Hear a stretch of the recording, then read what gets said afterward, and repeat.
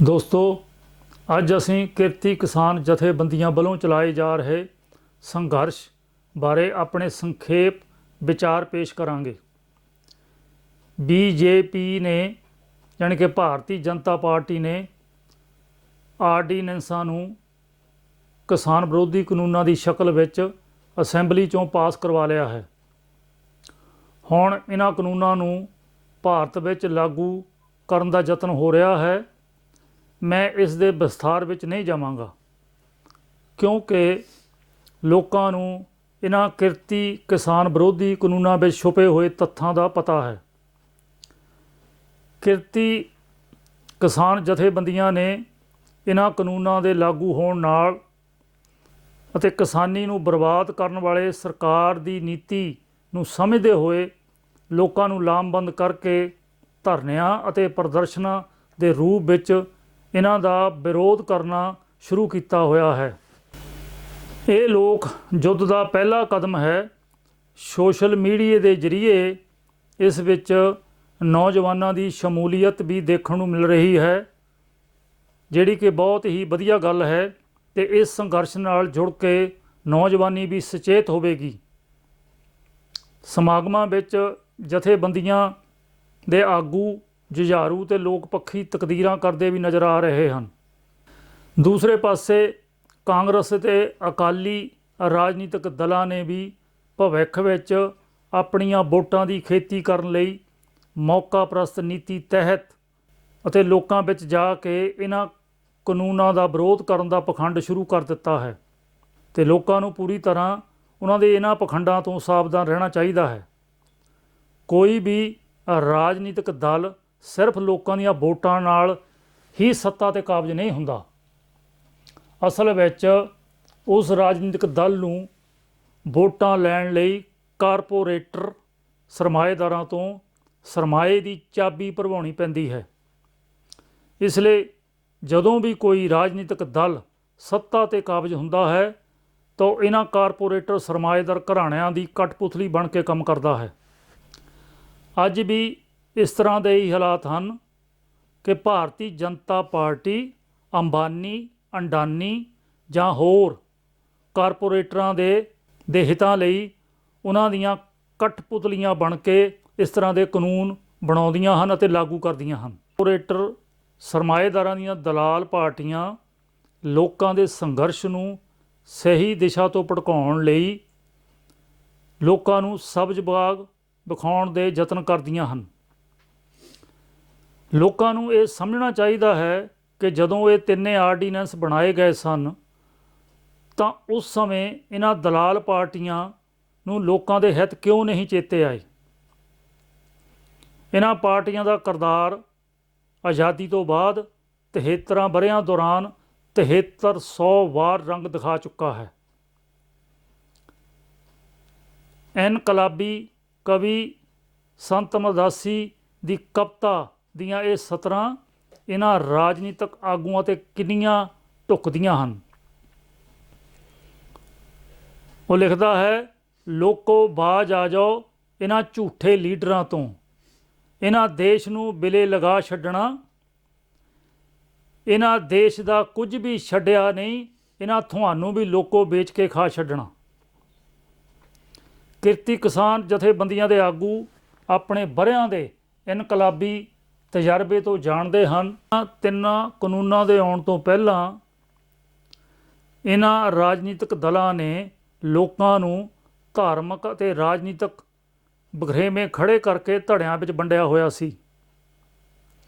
किसानी कित्ते नाल सिखां दी बहु गिणती पिंडां च बसदी हुई जुड़ी हुई है ते सिखां दीआं संस्थावां दे अखौती लीडरां ने भी इन्हां नूं टकसाल खालिस्तानी अकालियां आदि वर्गे धड़ियां विच वंडिया होया सी। हाकम जमातां नूं पता है कि सिख अते पंजाब दा हिंदू आपो अपने धार्मिक अते जात बरादरी के धड़ियां विच वंडिया होया लोक शक्ति नूं इकट्ठी नहीं कर सकता अते ये अखौती धार्मिक आगू इन्हां नूं धार्मिक मुद्दिआं ते जज्बाती करके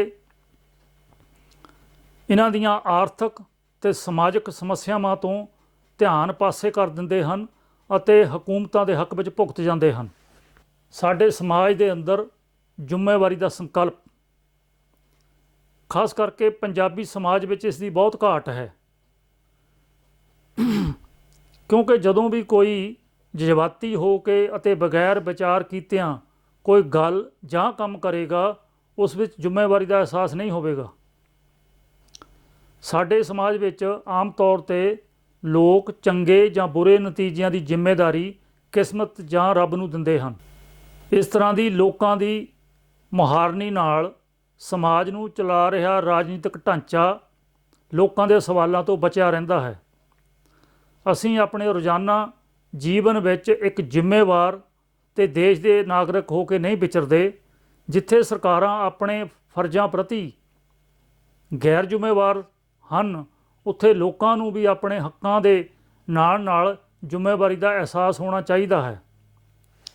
ਭ੍ਰਿਸ਼ਟ ਅਤੇ ਗੈਰ ਜ਼ਿੰਮੇਵਾਰ ਸਮਾਜ 'ਚੋਂ ਹੀ ਰਾਜਨੀਤਿਕ ਆਗੂ ਚੁਣ ਕੇ ਸੱਤਾ ਵਿੱਚ ਜਾਂਦੇ ਹਨ ਅਤੇ ਫਿਰ ਅਸੀਂ ਉਹਨਾਂ ਤੋਂ ਸਮਾਜ ਦੀ ਭਲਾਈ ਅਤੇ ਇਮਾਨਦਾਰੀ ਦੀ ਆਸ ਕਿਵੇਂ ਰੱਖ ਸਕਦੇ ਹਾਂ।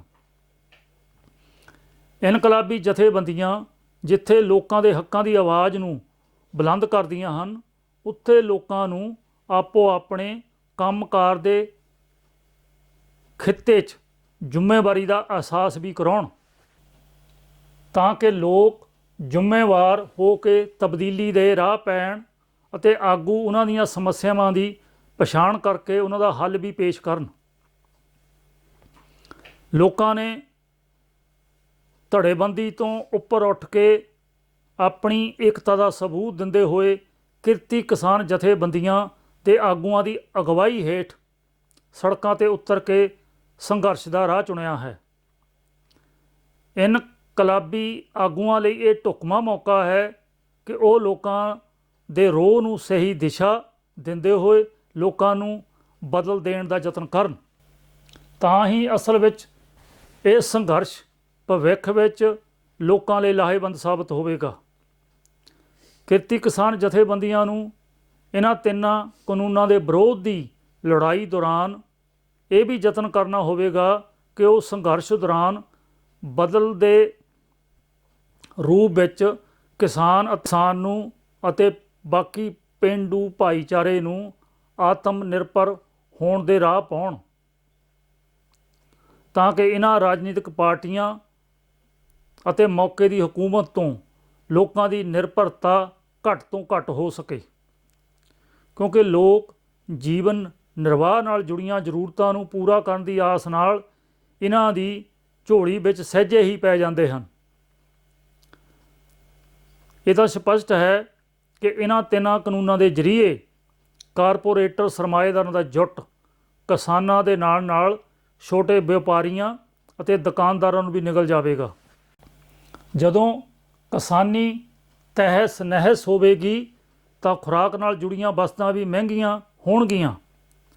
ਜਿਵੇਂ ਇਨਕਲਾਬੀ ਕਵੀ ਸੰਤ ਰਾਮਦਾਸੀ ਨੇ ਕਈ ਵਰ੍ਹੇ ਪਹਿਲਾਂ ਹੀ ਇਸ ਦੀ ਤਸਵੀਰ ਆਪਣੀ ਕਵਿਤਾ ਵਿੱਚ ਖਿੱਚ ਦਿੱਤੀ ਸੀ।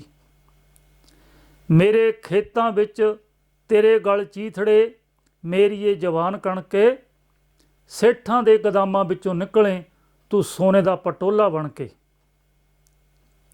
ਇਸ ਸਮੇਂ ਵੱਖ-ਵੱਖ ਕਿਸਾਨ ਜਥੇਬੰਦੀਆਂ ਇੱਕ ਥਾਂ ਹੋ ਕੇ ਅਤੇ ਹਜ਼ਾਰਾਂ ਲੱਖਾਂ ਲੋਕਾਂ ਦੀ ਗਿਣਤੀ ਨਾਲ ਸੜਕਾਂ 'ਤੇ ਉਤਰ ਕੇ ਲੋਕ ਦੋਖੀ ਕਾਨੂੰਨਾਂ ਦਾ ਵਿਰੋਧ ਕਰ ਰਹੀਆਂ ਹਨ। ਇਹ ਆਪਣੇ ਆਪ ਵਿੱਚ ਲੋਕ ਯੁੱਧ ਦਾ ਬਹੁਤ ਹੀ ਸ਼ਲਾਘਾਯੋਗ ਪਹਿਲਾ ਕਦਮ ਹੈ। ਜੇਕਰ ਇਹ ਸੰਘਰਸ਼ ਸਿਰਫ ਵਿਰੋਧ ਪ੍ਰਦਰਸ਼ਨਾਂ ਅਤੇ ਧਰਨਿਆਂ ਤੱਕ ਹੀ ਸੀਮਿਤ ਰਿਹਾ ਤਾਂ ਹਕੂਮਤਾਂ ਭਲੀ ਭਾਂਤ ਜਾਣਦੀਆਂ ਹਨ ਕਿ ਇਹ ਵਕਤੀ ਕਿਸਮ ਦਾ ਵਿਰੋਧ ਹੈ ਅਤੇ ਉਬਾਲ ਹੈ।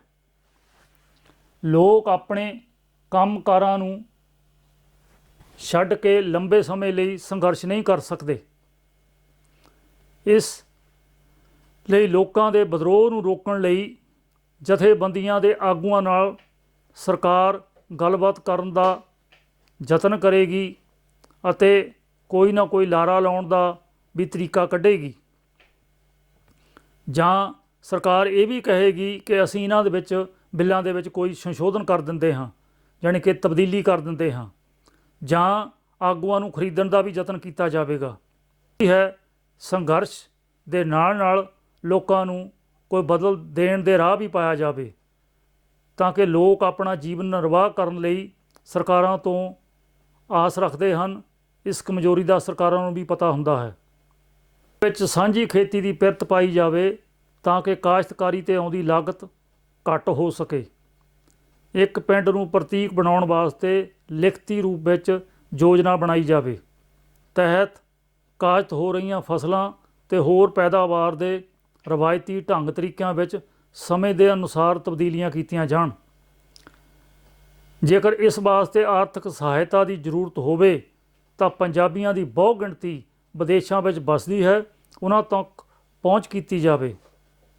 ਪਰ ਸ਼ਰਤ ਹੈ ਕਿ ਯੋਜਨਾ ਉਸਾਰੂ ਅਤੇ ਲਾਗੂ ਕਰਨ ਯੋਗ ਹੋਣੀ ਚਾਹੀਦੀ ਹੈ। ਕਿਰਤੀ ਕਿਸਾਨ ਜਥੇਬੰਦੀਆਂ ਆਪੋ ਆਪਣੇ ਖਿੱਤਿਆਂ ਵਿੱਚ ਗ੍ਰਾਮ ਪੰਚਾਇਤਾਂ ਨਾਲ ਮਿਲ ਕੇ ਇਸ ਤਰ੍ਹਾਂ ਦੀਆਂ ਯੋਜਨਾਵਾਂ ਨੂੰ ਵਿੱਚ ਲਿਆ ਸਕਦੀਆਂ ਹਨ, ਅਤੇ ਮੁਜ਼ਾਹਰਿਆਂ ਤੱਕ ਹੀ ਲੋਕ ਯੁੱਧ ਨੂੰ ਸੀਮਿਤ ਨਹੀਂ ਰੱਖਣਾ ਚਾਹੀਦਾ, ਕਿਉਂਕਿ ਲੋਕ ਥੱਕ ਕੇ ਆਪਣੇ ਜੀਵਨ ਨਿਰਵਾਹ ਲਈ ਕਾਫਲੇ ਤੋਂ ਬਿਖਰਨਾ ਸ਼ੁਰੂ ਹੋ ਜਾਂਦੇ ਹਨ।